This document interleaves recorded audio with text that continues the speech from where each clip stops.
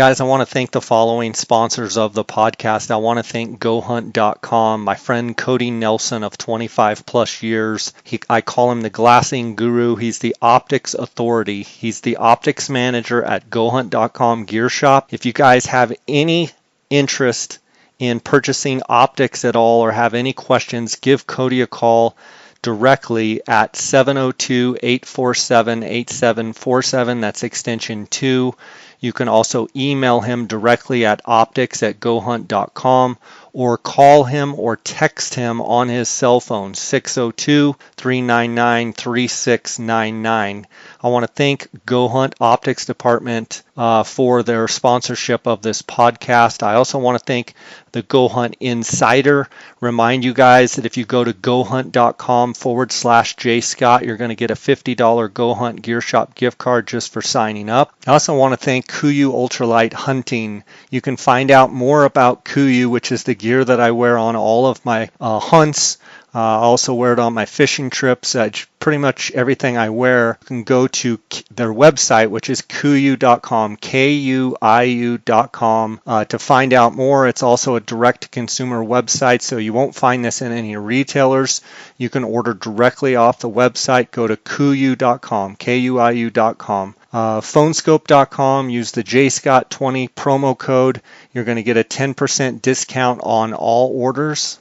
Guys, I also want to tell you about a new sponsor of the podcast, Kyle Lynch, who is also a former Army Ranger who served with the 2nd Battalion, the 75th Ranger Regiment in Iraq and Afghanistan.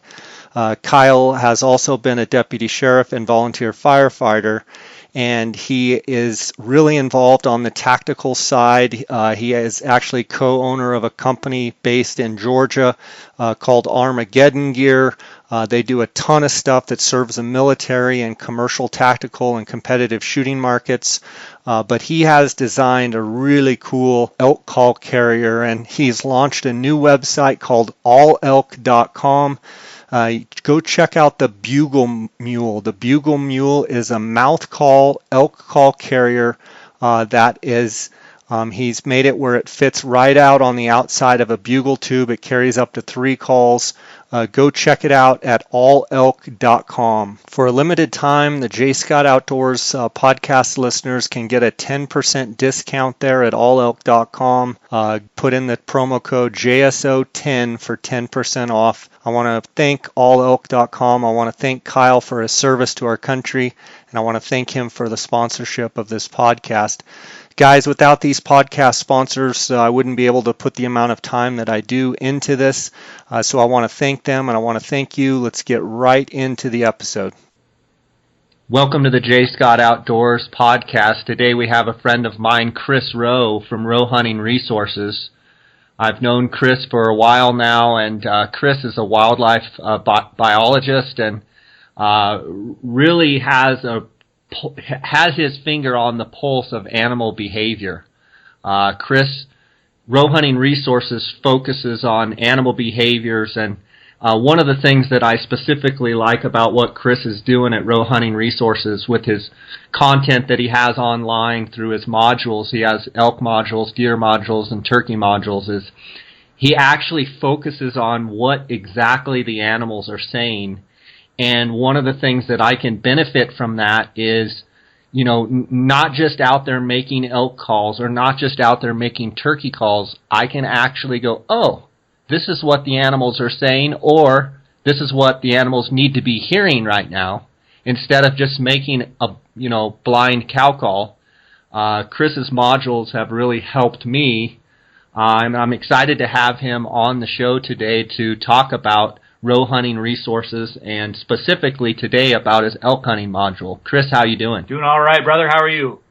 Oh, I'm doing just fine. I'm excited to have you on, and I've had some great guests on the podcast talking about elk calling, and one of the things I wanted to have you on is because I believe there's a fundamental difference in, say, philosophy of Roe Hunting Resources and some of the things that you offer, as opposed to some of my other guests that are phenomenal callers and are very good in their own right. But your stuff seems to be a little bit different. do you feel that there's a difference in philosophy a little bit? I do. Obviously, I mean, I think probably I'm a little biased, but I mean, first and foremost, you're right. I've listened to most of your podcasts, and there's so many different ways to, they talk about so many different ways to skin a cat. There's so many different ways to hunt elk and call elk, and there's really no right or wrong way. I'm not gonna say, but I think you're right. From my standpoint, I really do personally put a lot of focus in understanding why elk do what they do, and when they vocalize, what are they saying, and what are they trying to accomplish when they're saying it. I really do believe, and I think our elk module shows this clearly, elk do have certain vocalizations. They have words, just like we use words in our everyday lives in the English language or whatever language you speak.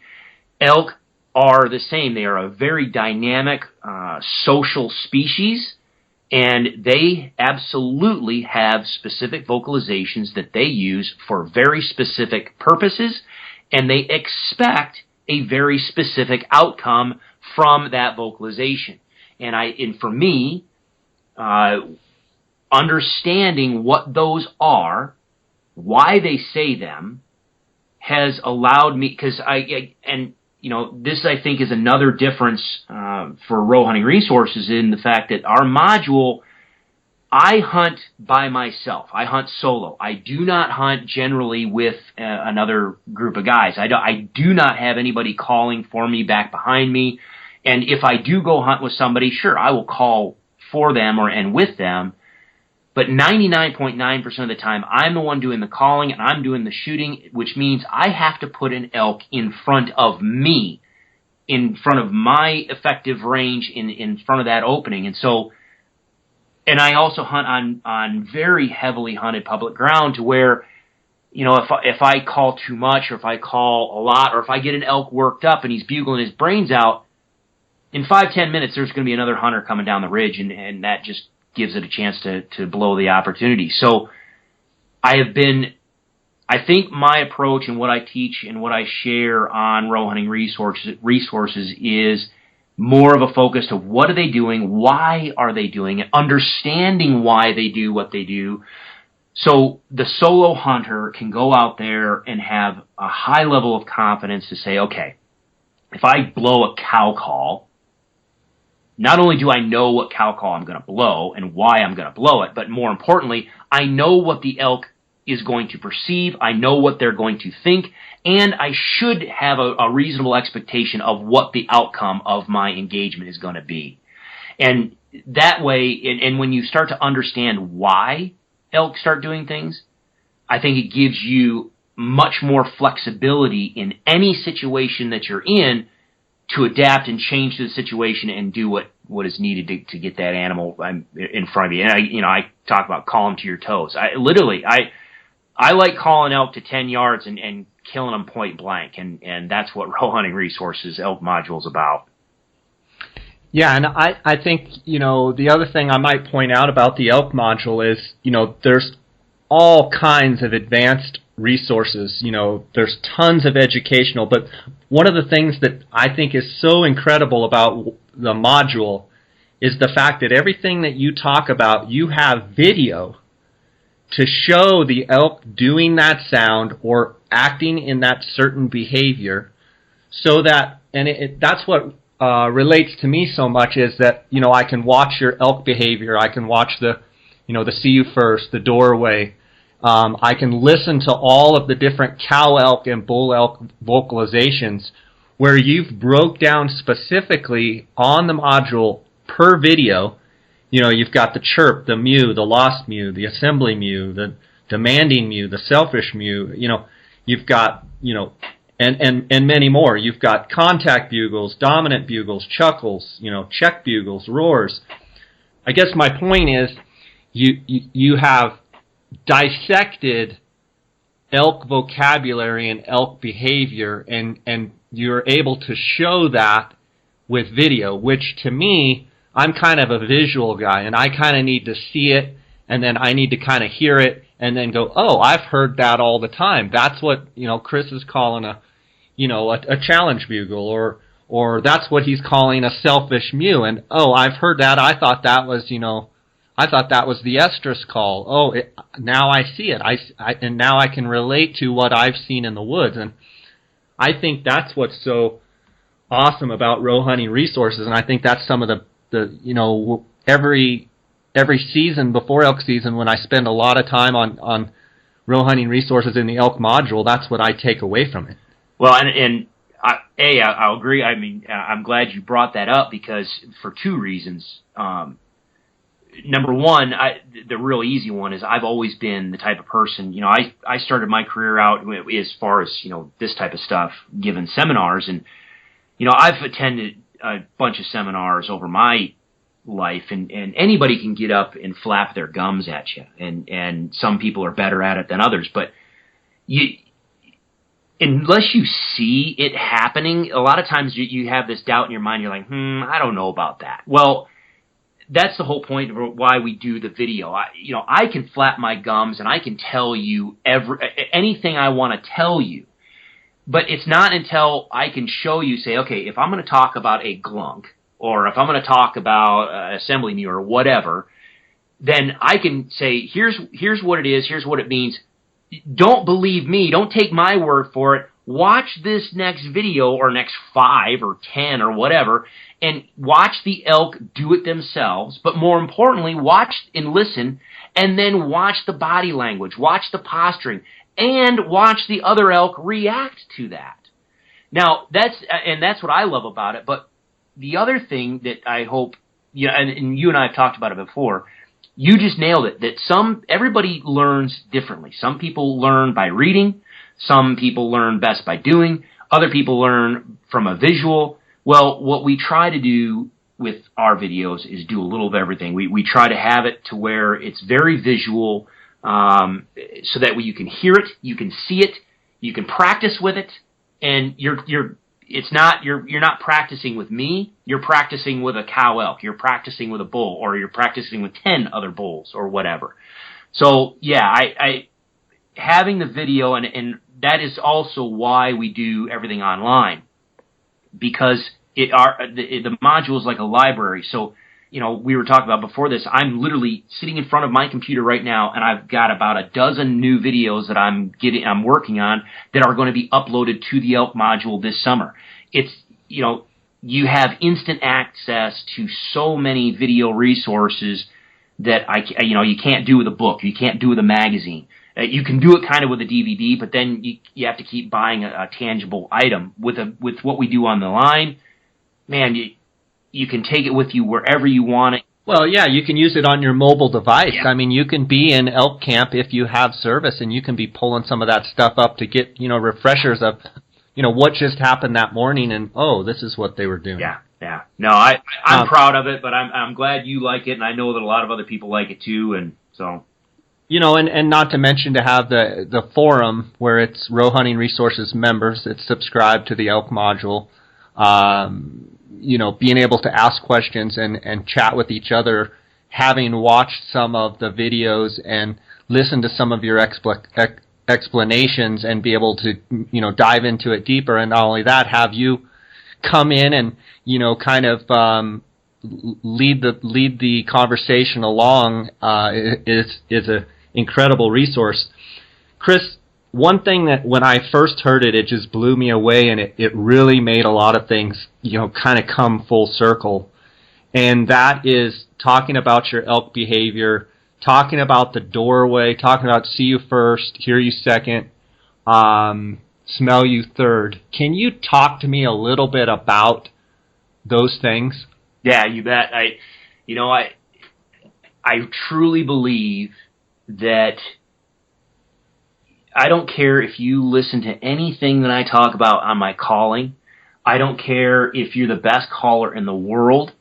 It does not matter if you don't have your setup right. And I think that one thing right there, above all else, if an elk hunter it takes a minute to focus on getting their setup right, then so many other things are going to fall into place from a success standpoint of your calling effort, and all the way down to finally, punching your tag, having a shot opportunity. And again, when we're talking about solo hunting, that is even more critical. Everybody always talks about elk that hang up. They hung up at 80 yards, they hung up at 100 yards or whatever. They hung up just out of range. And quite honestly, the fact that elk hang up just out of range is why the two-person or multiple caller strategies essentially became developed, because you put the shooter out front, you put the callers in the back. That way you're pulling the bull past that shooter, because he's if he's responding to the callers that are 100 yards away, well then hopefully if he quote unquote hangs up 100 yards from the callers, well, he's still in range of the guy that's shooting. Well, it absolutely works. But it's not until I started focusing and paying attention, I'm like, well, wait a minute. Why are they hanging up? If the bull was 400 yards away from me when I first started calling, and he made up 320 yards and then stopped at 80, well, it's not because I wasn't calling correctly. Well, he just came 320 yards. Of course I was calling correctly. He responded. If the wind is in my face, well, he didn't smell me. If I've got good camouflage on and I didn't move, well, he didn't see me. What in the world? Why is he hanging up? Well, the most obvious answer is, well, he got to a point where he should be able to see that animal calling. Yes. And so if we start to pay attention to say, okay, where is that animal going to stop? How is that animal going to move across the landscape? In my seminars, I would put it in terms of how we ourselves, how we walk through our own houses, all right, our own home. If we're sitting down in the living room on the couch watching the ball game or something, and our spouse or our kids call to us and need our assistance in the back bedroom, well, we don't go to the garage looking for them, right? I mean, we know what our house is and the layout of our house, and we know where that vocalization, where they called to us from. So most of us are going to get up out of our couch, we're going to walk across the room, up the stairs, around the corner, down the hallway, and we're going to go to the room that they're talking from.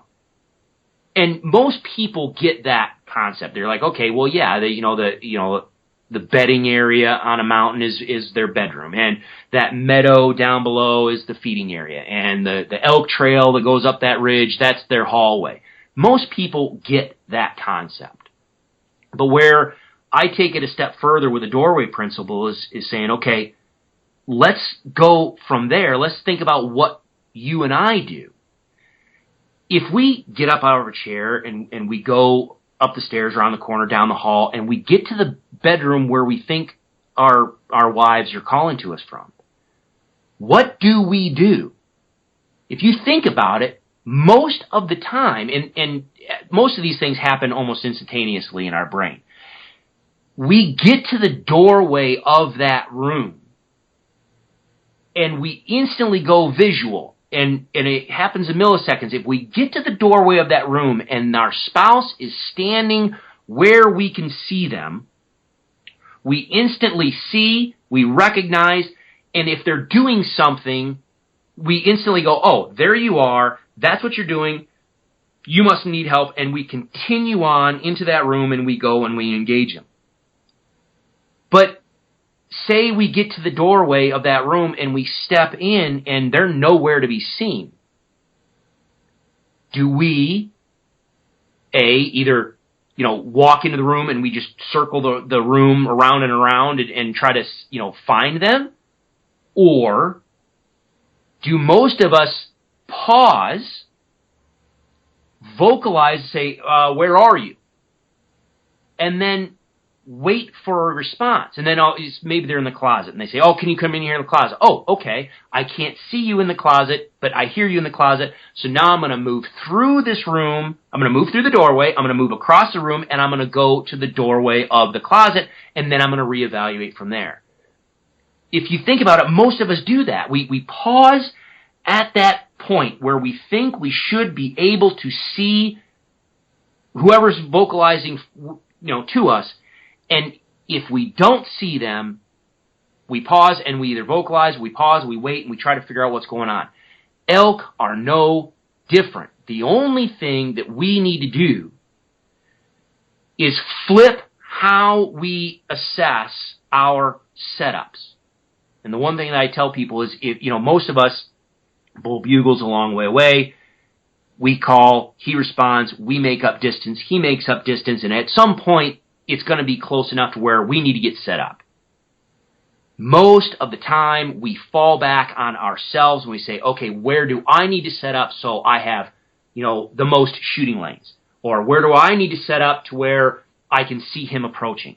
Or whatever. We assess what we need in order for us to be able to make that shot, or for our camo to blend in, or for us to get as much cover to help, hide us when we draw our bow. We think about what we need first, and then we hope the elk comes all the way through and gives us a shot opportunity.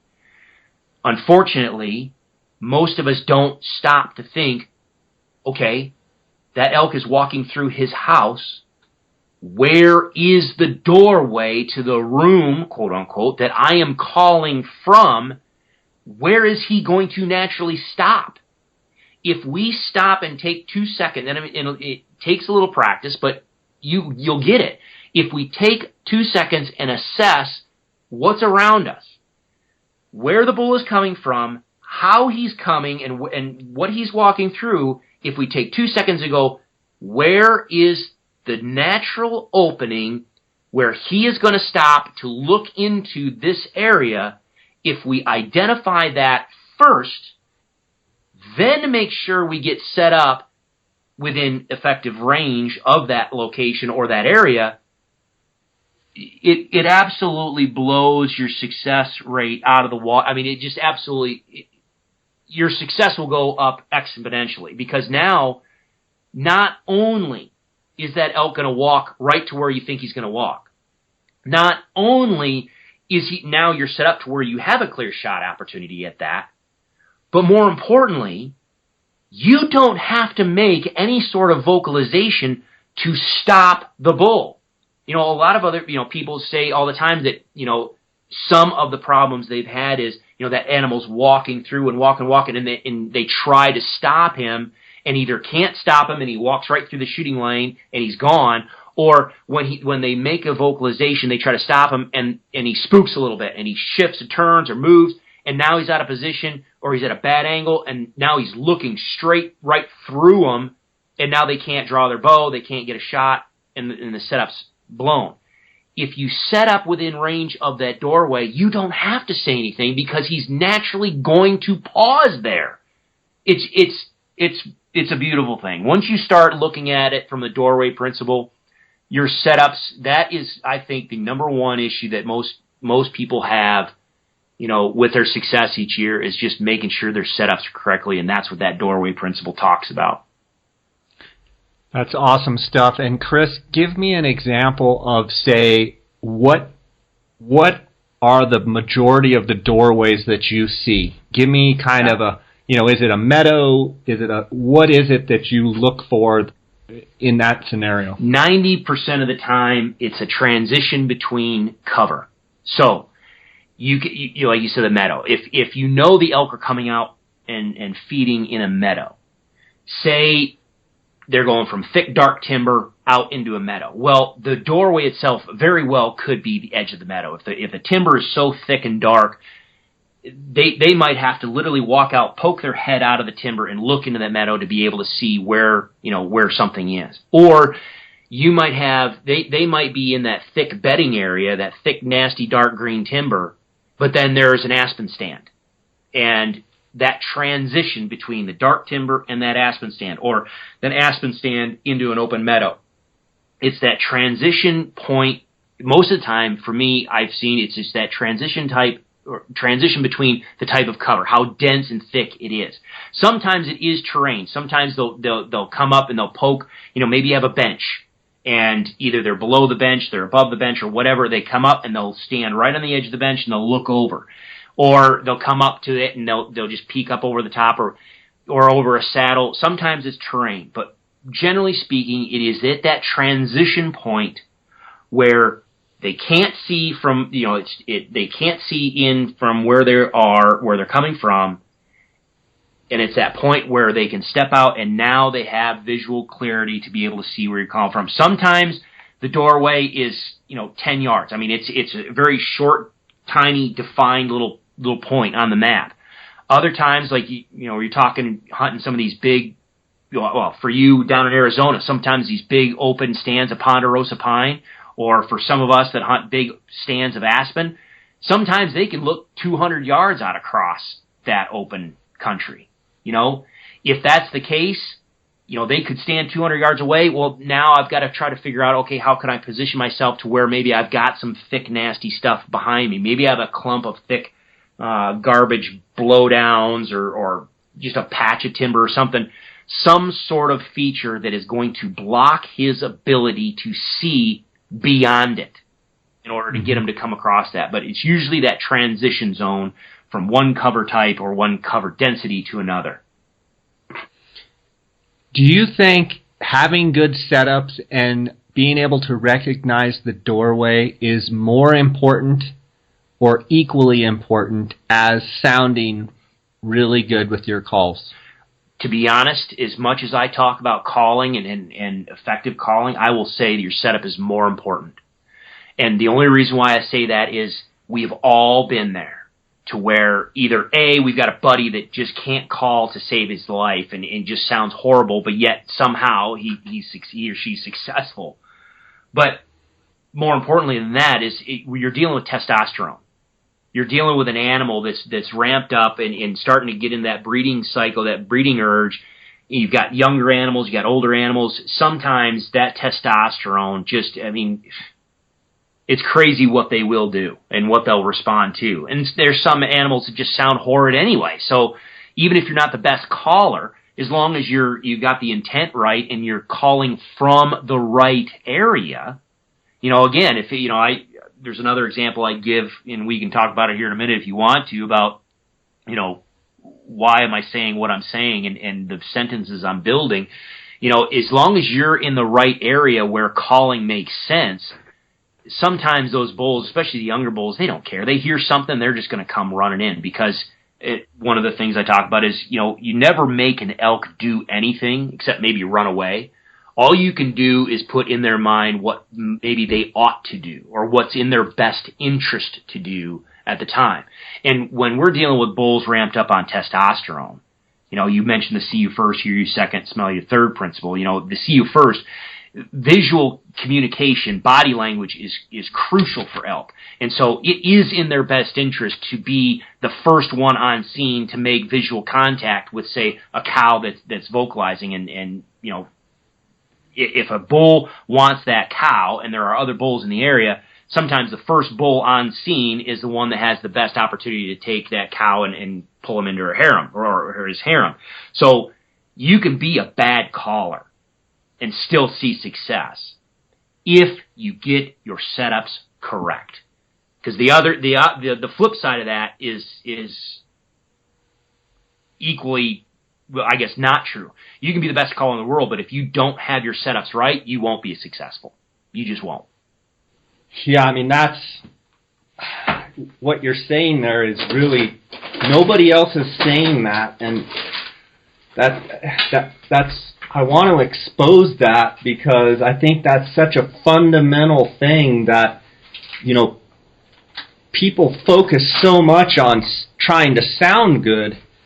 But like you say, they may sound good and they may be saying the right things, but they're saying it from the wrong position, such as you're in that scenario where your wife's calling you from down the hall, in the room, whatever, up the stairs, and you're on the couch and you may be answering her, what do you need? What do you need? Well, you're not going to have that interaction because she's not going to tell you what she needs from 3 rooms away. She wants you to be right there close to say, I'm trying to hang this picture. Well, you grab the thing, get in. I need your help. Come here. Right. Okay. Right. All right. Well, I'm telling you, Jay, I mean, that's the thing, is I would much rather deal with 10 good, effective, efficient hunters in the same valley that I'm dealing with than 1 or 2 idiot hunters. If you're a good, if you understand these things and you're able to implement them, then you can get in and out and surgically engage those elk and slip right back out without ever disturbing them. Or you just get in there, you fill your tag, and then you're out. Rather than just chase, bump, spook, and then all of a sudden the whole valley's gone. I mean, you're done.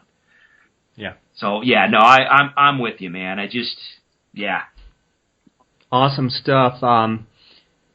Chris, in knowing your elk module, your strategies in action, I think, are pretty awesome because you actually set up certain scenarios. And I guess I need to make the listeners aware, inside the elk module, you have, elk gallery, which has all the bull elk, cow elk vocalization, the glossary. You can actually see the elk doing that sound, but then you have the strategies in action. Talk to me a little bit about why and how you formulated the strategies in action. And I assume that it's because you wanted to be able to take people from hearing all of that and seeing those sounds and hearing those sounds to actually implementing them, and then you walk people through in actual calling situations of, this is what the bull's doing, this is what I need to do now, yada, yada, yada. Yeah, absolutely. And just so the listener has a visual of what we're talking about, when you go in the elk module, I have it split out with what I call foundation principle. Imagine a pyramid. In your mind, think of a pyramid that has different levels. You remember that old food pyramid that we always growing up? You have the grains at the bottom and then sweets are at the top. Well, imagine that food pyramid. All right. The foundation principles are a series of videos that are the foundation of just calling and understanding what you're doing. So elk behavior, cow elk vocalizations and communication, bull elk vocalization and communication. Those, and understanding cow calls and understanding bugles and bugle, all that stuff is the foundation principles. Once you see that, you go, okay, now I understand. Then, like you said, you got the gallery, where now it's what I kind of label it as that recognition. So we move up on that pyramid a little bit to where now the gallery just shows just raw video footage of elk doing what elk are doing. Not a hunting situation. There's no hunting whatsoever. It's just me or Kelly or someone just videoing elk, doing what elk are doing, no interaction by humans whatsoever. It's elk, period. Done. Well, that allows you to kind of recognize and see what it is that we just talked about in the foundation principles. Well, the next step, if we go up on the strategies in action, the strategies in action videos, we go to the next step up in that pyramid, you're absolutely right.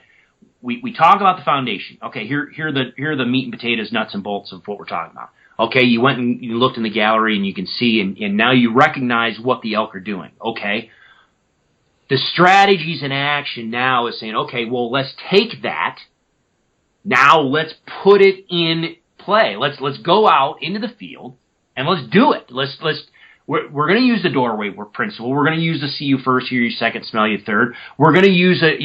I break out some of my in the Elk Hunter Strategy app. It's a application kind of function that we created that allows you to go through and play through different scenarios and learn about different scenarios. Well, in there I talk about a passive strategy, targeted strategy, or aggressive strategies. How do you want to go and engage these animals? Do you want to do it very passively? Do you want to do it targeted where you're going right at them and very purposefully? Or is it a situation where you need to be very aggressive and let's use an aggressive strategy? Well, in the strategies in action, it's just, okay, we're in the field, we're in September or early October, we're calling animals and we're going to put all these things in play and let's see how it unfolds.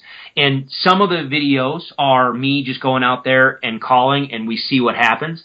Others, though, and this I think is important, to show kind of the fact that what I'm talking about has some legitimacy in the fact that, some of these videos I'll say, okay, here we are. This is what the situation is. And before I even make one vocalization or one call, I say, this is the strategy I'm going to use. This is why I'm going to use it. And bam, I do. And we either call an animal right straight to the camera, or we don't, and I talk about why. So that's what the Strategies in Action video series does, and that's what I'm working on now. I've got a pile of other ones that, from last year that I'm putting in place. Some of them are active hunts, some of the hunts that I have done and been on and videoed, and, maybe we kill an elk, or maybe I don't kill an elk, but they're an actual hunt. Other ones are just strictly, me going out in the woods, calling with a video camera and nothing else.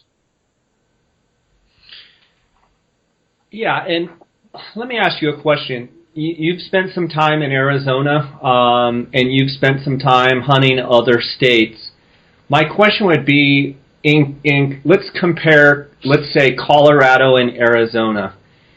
For the listeners out there, how would you compare calling elk in Colorado did you notice any differences in calling elk in Arizona? Well, aside from the fact that, in some of the areas that I was in Arizona they're managed more for that trophy management. So you've got way more bulls. Your bull to cow ratio is much, much, much higher than in some of the areas that I was down there in Arizona than where maybe some of the over-the-counter areas that I've hunted in Colorado. In Arizona there, you correct me, I'm just going to take a stab. What are you dealing with, 50, 60 bulls per 100 cows? Yeah, I think it depends on the unit, but sure, most of the units that you were in, 9 and 23, are the 40.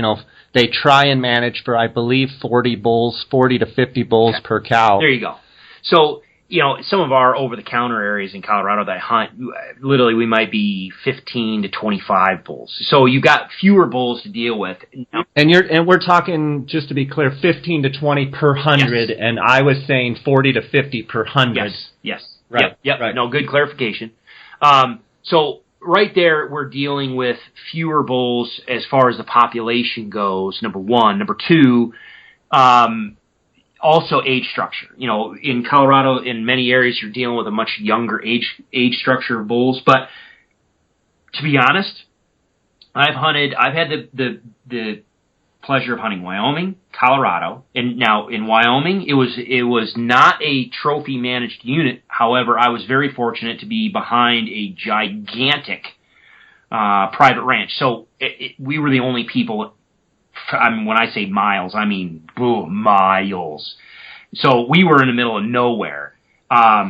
So the bulls up there were just like what I saw down in Arizona. I have hunted limited draw units in Colorado from very, very trophy oriented units up in the northwest part of Colorado.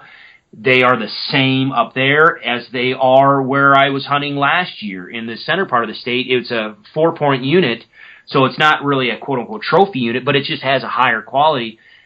I've hunted New Mexico on private land on a piece of ground that is managed for elk, and the same thing goes. So the only difference, I've always said elk are elk are elk. Elk behavior is elk behavior. Now, we might have there might be a discussion on, is the behavior of a Roosevelt elk different than the behavior of a Rocky Mountain elk? That might be a conversation. But when we're talking about Rocky Mountain elk behavior is elk behavior. Elk vocalizations are elk vocalizations. The only thing that I see that is different is how those animals react to and interact with the habitat and the pressure that they deal with on a daily basis. So in some of these over-the-counter units where I am in Colorado, they're not as vocal. They just don't get rip-roaring, cranking like you see in some of these, trophy-managed areas. But they respond exactly the same. When they do a contact bugle, it means the exact same thing, whether you're talking about New Mexico, Arizona, Wyoming, doesn't matter. I take a step back. When I say contact bugle, sometimes people will call that a location bugle. But regardless, if they're going to bugle that way, it means exactly the same thing across the board. When a cow does a loss mew or an assembly mew, it means the exact same thing. And because of that, you can expect the same sort of reaction, and that everybody's going to understand it. So there really is no difference. And I hope that comes out and it comes across in the strategies and action videos, because, some of the two latest videos that I have up there are active hunts. They are from Colorado. They're on over-the-counter areas. That's where other people are hunting. And I do exactly what I do in all the other videos, and I show you the exact same result. Yeah, and it's good stuff. I can attest. I haven't seen the two new ones, but the strategies in action are awesome. In your opinion, if you could pick one mistake that you think people make while elk calling / elk hunting, the single biggest mistake, what would it be?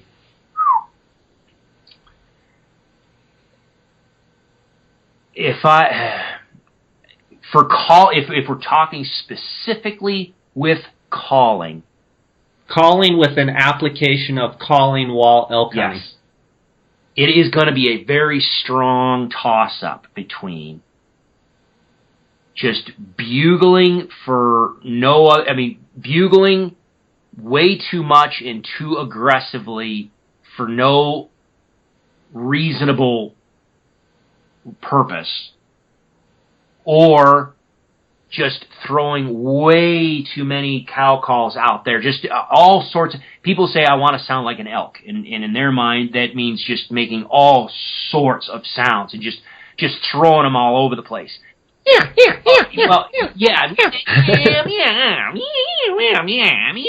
Just going nuts. It's like, okay, what? Again, now, I'm not saying that's not going to be successful, because there are some people that have success with it. But when you look across the landscape and say, okay, on average, what's their percent success on, if we say I have 10 encounters with a bull or 10 elk, what's my percentage in calling those animals in? A lot of times the people that don't understand, in my opinion, if they don't understand why they are doing what they're doing and what they're doing, they're just kind of throwing stuff at the wall and hoping to see what sticks. I think that right there ends up costing people more than, other than just calling. I think that is the one, or those things that cost the people the most. Yeah, and I really agree with you. It's kind of like, a good analogy would be like if you had your turkey box call in your hand and you were going to go out and turkey hunt, and you have learned to yelp on the box, you've learned to cluck on the box, you've learned to purr on the box, you've learned to gobble on the box. And it would be as if you went out there and you sat down by your tree and you heard a bird gobble and you went yelp, yelp, yelp, you yelped, you went put, put, put, you clucked, you went you purred, and then you gobbled on the same box. I mean, yes, those are all sounds that turkeys make, but you are making them simultaneously right behind each other, and that's not natural. And I think, for me, one of the biggest mistakes I think people make, specifically talking about Arizona, is they like to bugle, they like to get the elk to answer, and then they like to continue into the elk still bugling. Yeah. And what I find is most of the bulls in Arizona, reach, 6, 7, 8, 9, 10 years old, even older. And they've seen that program of the hunter bugling, I haven't heard the bull in a while, let's bugle again. And then let's move another 50 yards and let's bugle again. Yeah. And it just doesn't work. That does not work. And the thing is, it's and I'm not going to say, Arizona, you and I have talked about this, some areas, well, let's use your example. We talked last year about you had an opportunity, you've always hunted, you guide in Arizona, but you had an opportunity last year to hunt Montana. And in Arizona, we've talked about the fact that they just don't seem to respond to bugles like they do with cow calls. Whereas you went to Montana, and my gosh, cow call, big deal. You throw a bugle at them, and they just come unglued. Oh, it was unbelievable after a couple of days. I sweet-talked a few bulls, but Jason, he's like, "Do you have a bugle?" And I said, "Yeah, it's back at camp." He goes, "Let's bring it tomorrow." About, halfway into the first morning, he's like, "Do you have that bugle?" And I said, "Yeah." And he goes, "Give it to me." And he takes it out, and he rips out a bugle. Then he starts just stomping on this tree. And I'm not talking about, like, raking a tree. I'm talking about, like, Jason Harrison got in a fight with this tree. And, he's bugling, and he's jumping up and down, and he's breaking branches and going crazy. And I'm thinking, if you did this in Arizona, the elk would laugh at you, but the reality is they probably wouldn't. And he goes crazy, and all of a sudden, 5 or 6 or 7 bulls all around us just light up, and they started coming our way. Yeah. And so I learned a good lesson there in that, sometimes what works at your home turf doesn't, might not work, or you might find things that work better. And, I definitely learned that bugling in Montana is definitely a way to get those bulls really fired up. Well, and the point being, and this is something that I talk about in all my stuff, and why I set up my strategies the way I do, is you nailed it. Not all areas are created equal. It's not that bugling doesn't work, or it's not that bugling works. Of course, it's a tool. You're calling, and I think people need to realize this. Or I wish more people realize this. The calling that you're doing is nothing more than a tool. Dan Evans has killed more big bulls than I know of anybody else. And I don't think he hardly calls at all. He stalks them like a mule deer. And he smokes some great big bulls. Whereas you've got folks like Corey Jacobson, he loves to bugle. You just did their podcast with him, and he talks about that's what he wants to do. He wants to find the bull that wants to come to a bugle. That's what his passion is, and so that's what he does. And those are two ends of the spectrum. But what people need to realize is that isn't the end-all, be-all. You don't have to just pick one, and there's an old adage. To the person who has only a hammer, the entire world ends up looking like a nail. Okay? So not every tool is going to fit every situation. And so, I have a perfect example. Is in Colorado, over-the-counter unit. Literally, it was about 2 or 3 o'clock in the afternoon, and all of a sudden, I'm up next to this bedding area, up in the dark timber, up towards timberline, and these 2 bulls start cutting loose. And as soon as I hear them bugle, I'm like, they're dead. One of these is dead. These are callable. Done. So sure enough, I sneak my way in, get set up, boom, hit him with a targeted strategy, and I put one right smack dab in my lap, boom, shoot him, he goes down, yay, I filled my tag. Well, meanwhile, the second bull is losing his mind, that now his buddy isn't anywhere around. He's not answering. No, he's not, and now I stopped calling. I don't need to call anymore, because I'm quartering up my elk. Well, this elk is just going nuts. And I'm like, well, I'm just going to have some fun with this thing. And so every now and then I'd throw him a cow call, or just a mew or whatever. And this thing would, so he's circling me in the dark timber, okay? It just screaming his head off. Well, about halfway through, and I'm quartering this elk, okay? At some point I know this bull smelled me. Well, about halfway through me quartering this elk, I can hear a hunter coming up the ridge, and he's bugling. And as he gets caught, he's laying it out. He's just doing, beautiful competition style bugle. Well, every time he bugles, the bull would shut up and just stand there and be silent. And then the guy would continue coming. So all of a sudden, here we get this situation where the hunter bugles, the bull shuts up. The bull goes silent for 5 to 10 minutes, and then there's nothing going on in the woods anywhere. All of a sudden, the bull starts up again. He bugles a couple more times. He gets cranked up, and all of a sudden, the hunter bugles at him again. Bull shuts up. And I'm literally, for like 10, 15 minutes, he's going back and forth. I'm like, dude, what are you doing? You're bugling at this bull. Just throw him a cow call, and he's going to run over you.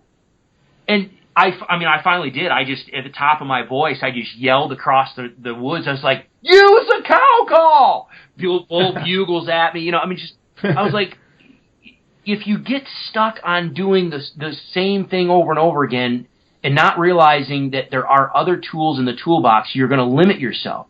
If you go to Arizona, or I don't care where you are, if you go to an area where the elk generally are responding to cow calls, you should be able to use cow calls and use them effectively and know what you're saying. Whereas you might throw out all these cow calls in the world and not get a response, but now you have a bugle with you. If you can transition and say, okay, well, they didn't want a cow call. I know what I'm doing with my bugle. I start using a bugle. Boom. You use the tool that is going to fit the task at hand. And I think that's, some of these people that just go in the woods and say, I want to sound like an elk. Well, I've got video footage of Rocky Mountain National Park. I can park you in the middle of a herd of 300 elk. The only thing you're going to hear are the magpies out there squawking. I mean, they're dead silent. Just because there's a lot of elk doesn't mean there's a lot of sound. So, I don't know. I think for calling purposes, back to your original question, I think if you're just throwing stuff at the wall hoping to see what sticks, yes, you can be successful if you find the right bull that wants to play your game.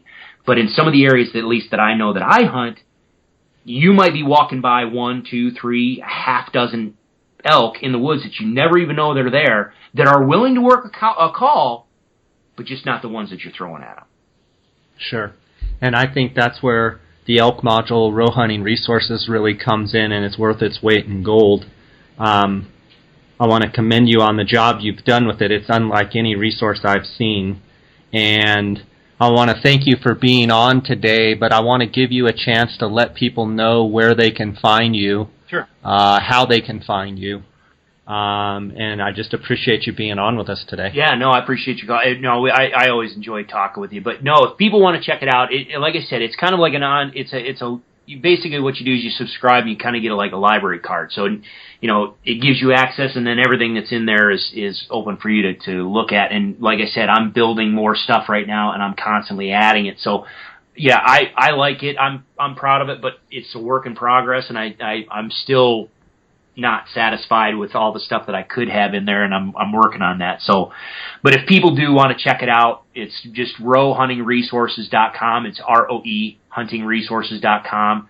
And if you go to the main page there, there's a place where you says sign up, and you can, for the elk module, there's two different ways that you can access the elk information. Either just sign up for the elk module itself, which just opens up the elk library, and you can have it basically gives you a 3-month pass to the elk library, or you can get the full annual subscription, so it's 365 days from when you sign up, and it opens up everything. So everything's there for you to peruse through. But either way, you can just sign up.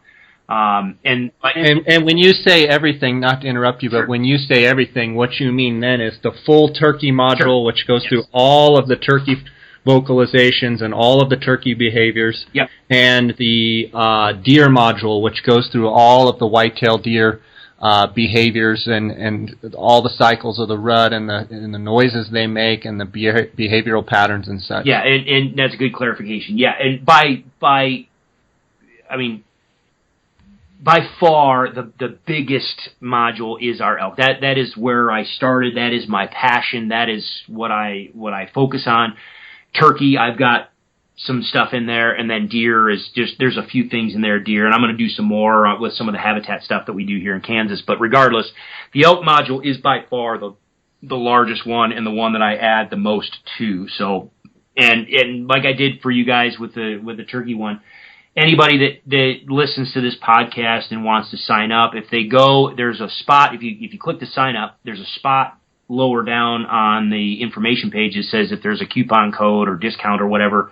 If they type in J Scott Podcast, all one word, just J Scott Podcast, it'll take 20% off. So, okay, and the elk module is how much, Chris? $24 or 25. It says essentially $25. So with your discount, it's $20 for the 3 months, or the full annual subscription is $50. It'll be $40 for anybody that's listening for this.